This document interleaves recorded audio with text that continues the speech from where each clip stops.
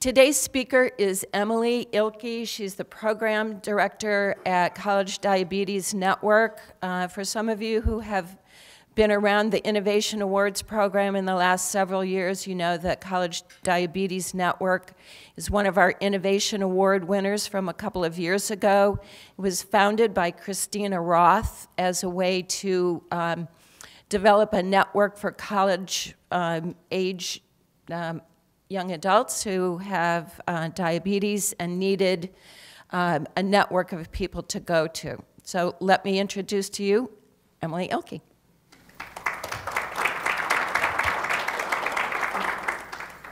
Hi, everyone. Thanks so much for having me here. I'm really excited to talk a little bit about what we do.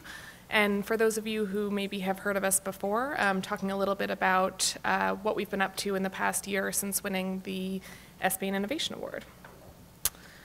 So we're a nonprofit organization, and we're, as Susan said, primarily focused on young adults with type 1 diabetes. And I'm going to talk a little bit more later on about sort of why we focus on this population. But we provide them with not only a network to connect with other students who understand what they're going through, but also with tools and information that is catered to their specific needs, as well as programs for what we call their ecosystem. So everyone who's kind of surrounding these young adults, their parents, their clinicians, their campus professionals. So we try and sort of do a very broad net to make sure that these young adults are supported in every aspect that they need. So our founder is named Christina. Some of you might have met her or heard from her before. She was diagnosed with type 1 diabetes at age 14. And when she was diagnosed, she really wanted nothing to do with the disease. She didn't want people to know she had it. She didn't want to be very public about it. She kept it very much to herself. And with a chronic illness, that isn't really very easy to do, so it can really take a toll on someone's mental health and physical health. So she got to college and she was really struggling with the adjustment to independent life with diabetes. And she decided to start a student group to connect with some other people who understood what she was going through. So she made a little website. She was at UMass Amherst, and she was trying to find students on her campus who might be interested in joining. And she actually got a response that she really wasn't expecting. She got emails from students from all over the country who also had diabetes, who wanted to do something similar, and who really, connected with this message of peer support. So she filed for 501c3 status in 2010, graduated from college, and started work. And CDN kind of became her 5 to 10 job. So she'd get off work and she'd do her CDN stuff. And eventually, her and her friend who was running it with her decided they were going to quit their jobs, give themselves 6 months to get this thing off the ground, and see what happened. If they failed, they failed, and if it worked, that's awesome. And so clearly it worked. We got some grant funding from one of our founding corporate partners, and we've really just been growing ever since then. This just shows you a little bit of a trajectory of our growth over time. So not only has our revenue been just steadily increasing, but also the number of campus chapters we have, which are these student-led organizations on college campuses, has also been increasing rapidly. So I'm going to show you a quick video. As was said before, sometimes it's easier to show rather than talk about it. So I figured I'd have our students kind of show you what we do from their point of view. A lot of people don't realize that diabetes is something that affects your entire life.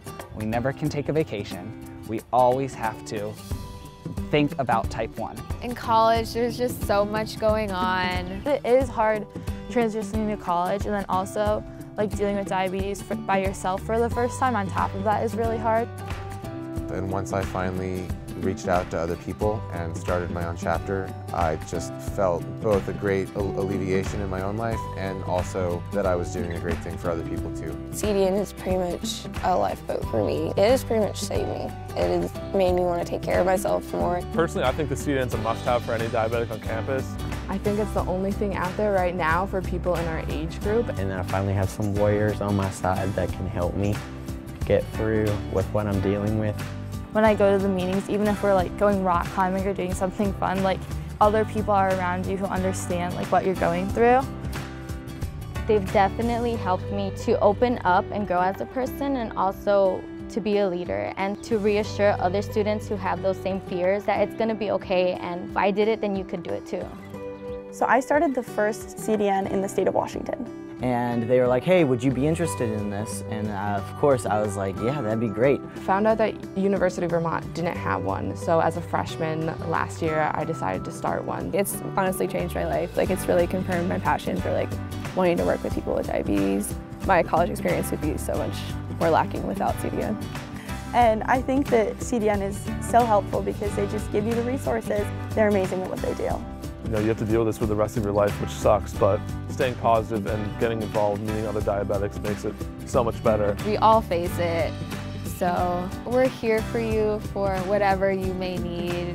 If we didn't have CDN, I'd probably try to start a CDN chapter, but if I didn't have it in my life, I think my transition to college would be a lot harder. So I would really just want to thank them for everything that they're doing and giving me an outlet to help other people, because that's really what I live for, is helping others. And I think this is a really good way to help a group of people who really could use it.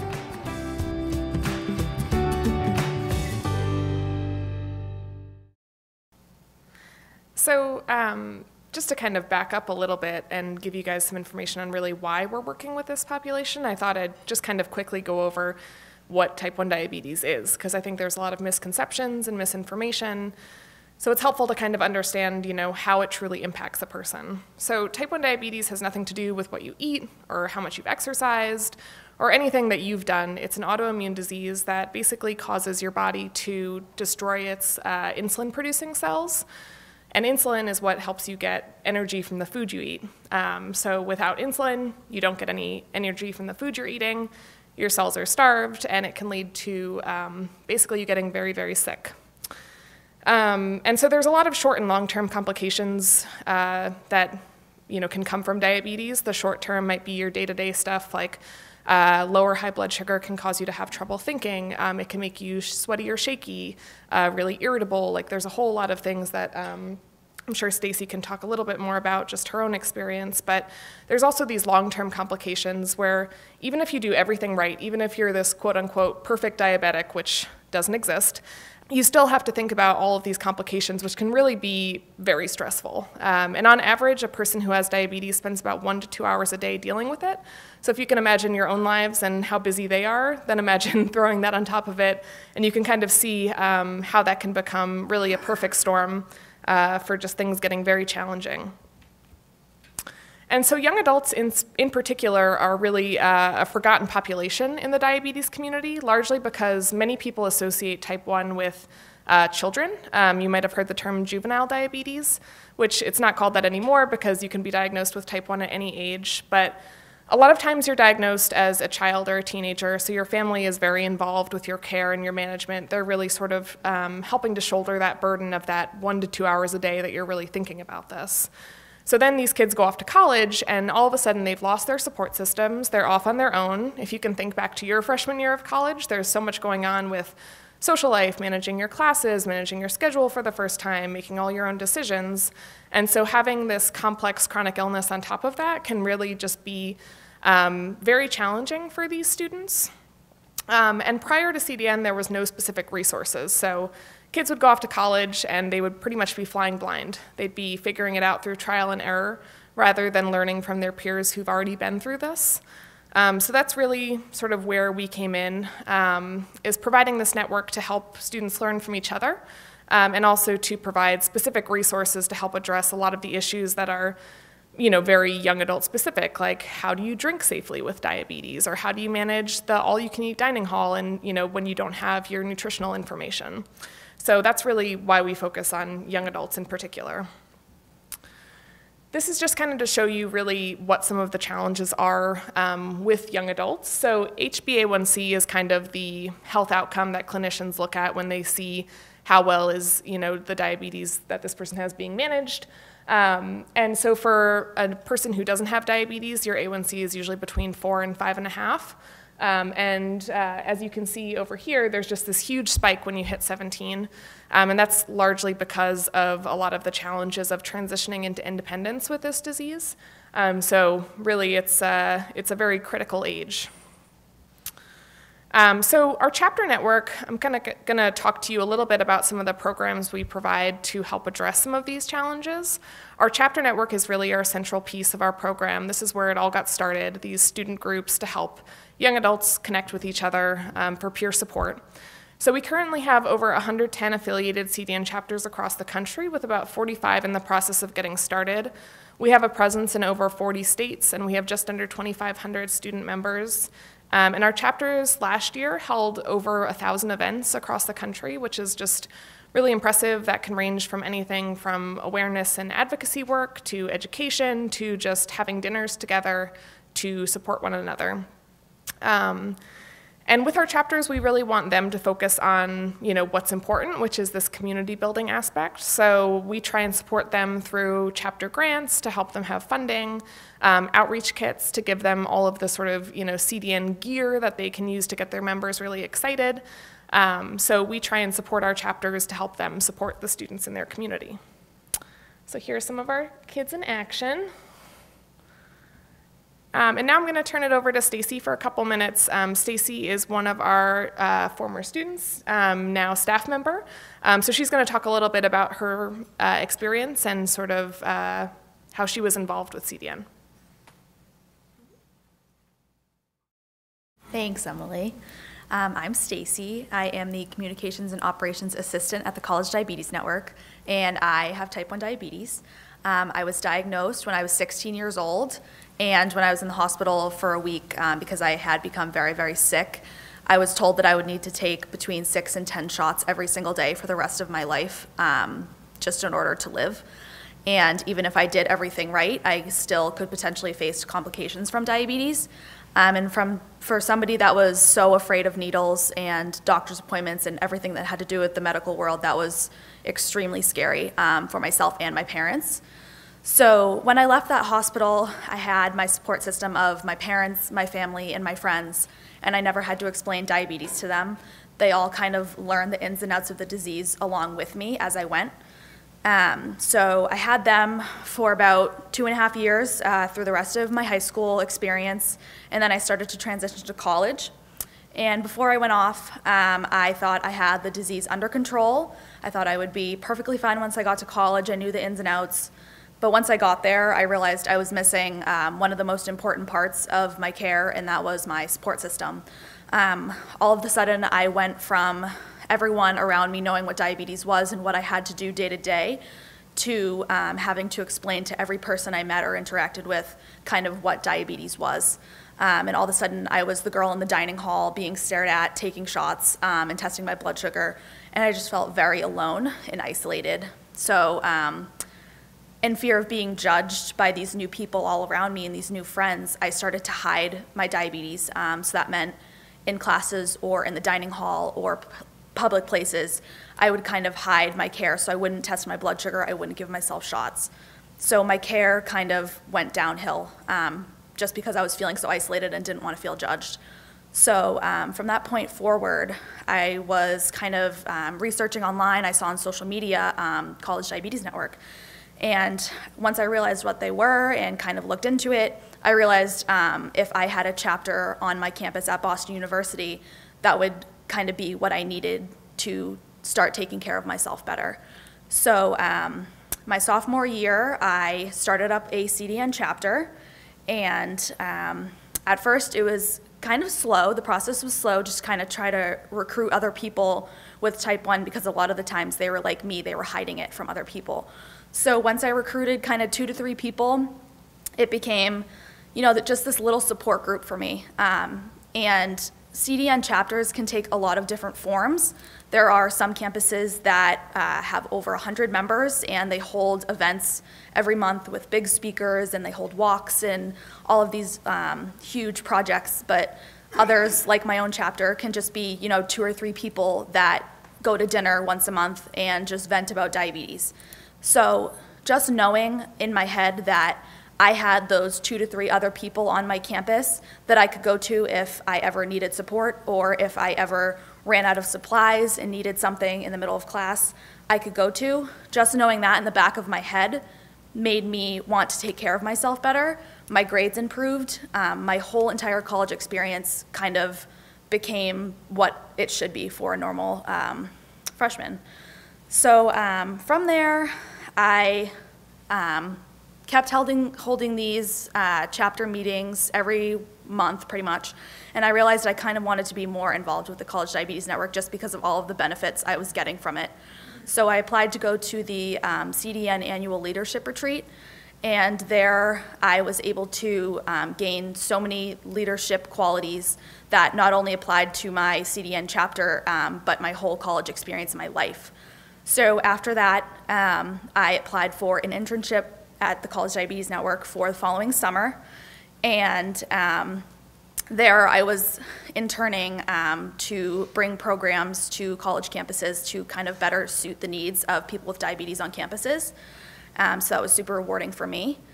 And from there, I actually combined with the leadership experience I had from leading my chapter, led into 3 other internships in my college career, 2 of which were diabetes internships. One was at the Joslin Diabetes Hospital in Boston, and the other was at Beta Bionics, and they are creating a bionic pancreas for the treatment of type 1 diabetes.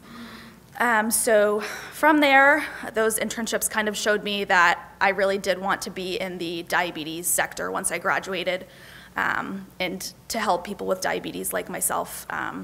So I applied to have a full-time job at CDN, and here I am today, which I'm super thankful for. And I just really hope that I can help students in college kind of how CDN helped me when I was in college, just to completely transform my college career and transform my type 1 diabetes from something that I was afraid to show to something I kind of wanted to show off and use it to my advantage. So I hope while I'm at CDN, I can kind of help other students do the same. That's my story. Thanks, Stacey. Thank you.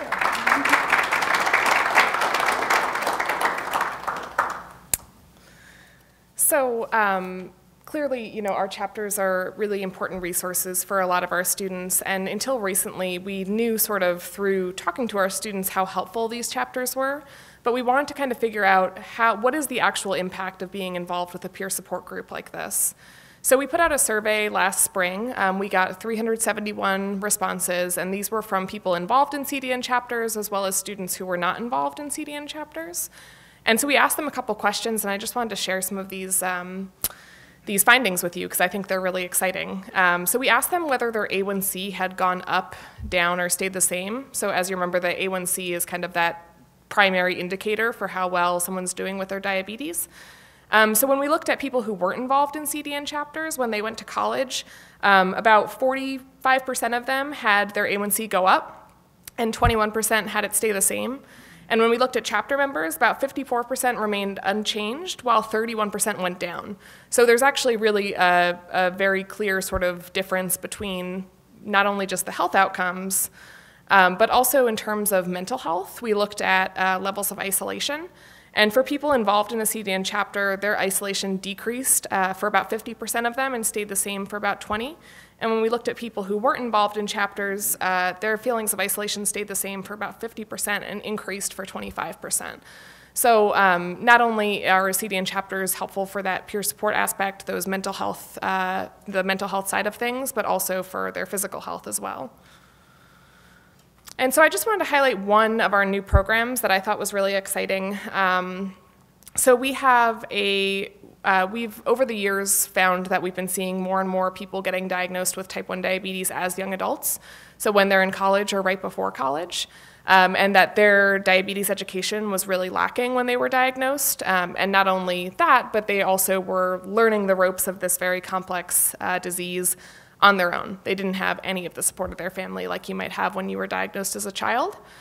So we decided to do something about it. So we created a program for newly diagnosed young adults to help them not only get the information they need, but also to feel less isolated when they're first diagnosed.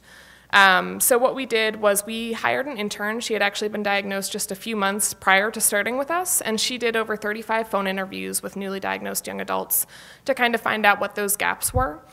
We then had one of our newly diagnosed young adult students write all of the content for this guide as her thesis project. And we hosted a focus group with 10 newly diagnosed young adults in March of this year. And we basically use them as a sounding board for, is this content what you would have needed when you were diagnosed? What would you need added?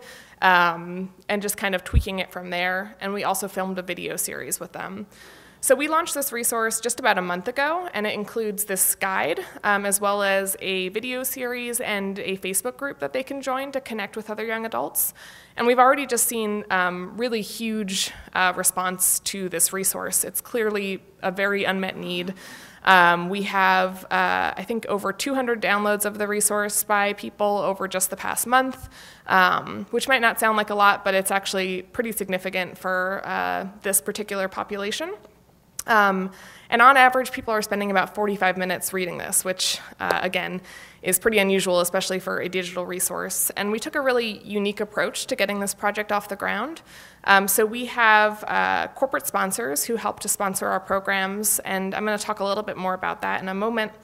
But basically, we were able to fund this entire program through logo and advertisement placement by some diabetes tech and pharma companies within this guide. And it's really a win-win for the companies as well as our students, because the companies are getting exposure to a population who's just recently been diagnosed, and the students are being able to understand what different types of technology and therapies are available to them to help them manage it. So here's a promo video that we shot for this program, just to kind of give you an idea of what it's all about.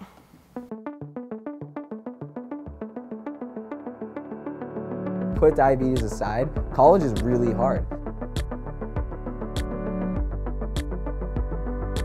But when you add diabetes to the mix, it is an incredible challenge. I was diagnosed with type 1 diabetes a year ago today. I was just diagnosed this last August. This summer, going to my senior year of high school. My junior year of college. I was diagnosed at the age of 17. December 8th of last year. In October of my freshman year of college. And I was diagnosed February of my senior year in high school. It was a lot of stress building on top of already having a job in college, going to school, being in a sorority. I had a lot going on. Getting that diagnosis is just another transition that you're going through. I had about 6 months from the time that I was diagnosed until the time I was going off to school to not only figure out how to go off and be by myself, but also how to be diabetic and then how to do those at the same time. Not being able to achieve those perfect numbers they say was so difficult for me. So you're gonna have great days, you're gonna have awful days. Don't let it be a disability, make it an ability. I need to choose to tackle this challenge and to really learn how I can take care of myself best. I'm learning from this and just trying to do the best you can. You're not alone, and there are people here that are willing to help you.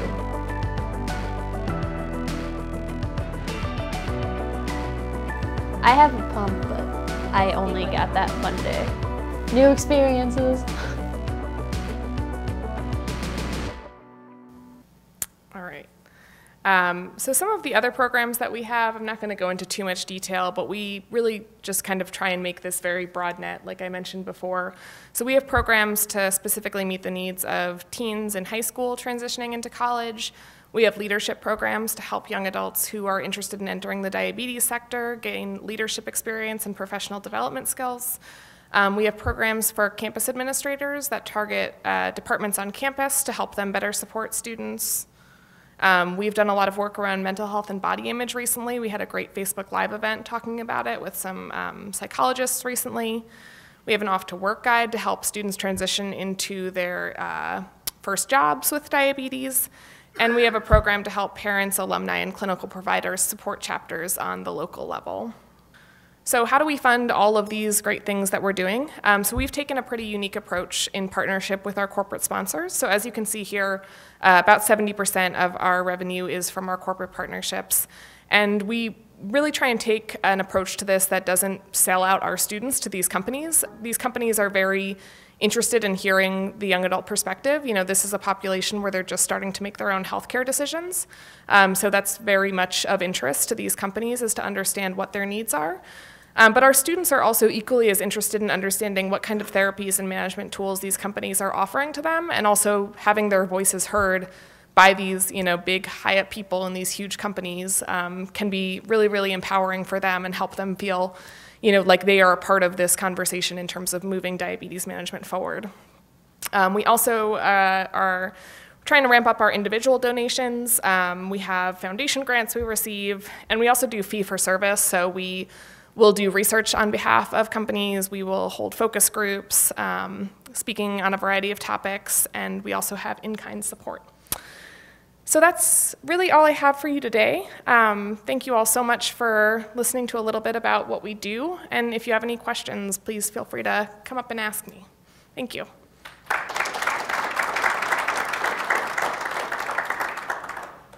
Thank you, Emily and Stacy. Any questions? The question was, what's the best way to get a CDN chapter on a college campus if you know a student who might be interested? So all of our chapters are student-led. We don't let campus administrators or professors start chapters because this is really about empowering these young adults. So if you know a student who might be affected by diabetes, either personally or maybe they have a family member who has diabetes, really just getting in touch with us is the first step. We help students kind of every step of the way to get registered on their campus, find members, which is the most challenging part. And another thing you can do is we have lots of free materials. We have off to college booklets, we have brochures, and I think sometimes popping those, if you are affiliated with any universities, popping them into like the health center or the disability services office can help make sure that those resources get found by students and then they come to us and start chapters. So, that answer your question? Okay.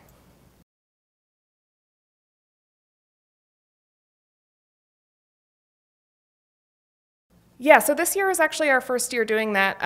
We noticed that there was just a big knowledge gap oftentimes from a lot of campus departments. So we tried to focus on 3 of the key departments that really I think can have the biggest impact. So health services, counseling services, and disability services. And so we've developed a campus program that provides tailored tools for that campus department to help them best serve these students. So for example, health services, we have a series of posters around knowing the signs of type 1 diabetes, educational materials around what to look for in terms of warning signs for different kinds of mental health issues or other challenges that these students might be going through, and also ways for them to work interdepartmentally so that it's not siloed, so that if a student comes into health services and is really struggling, they know that they can refer them to counseling services and provide them with mental health care that's actually going to meet their needs.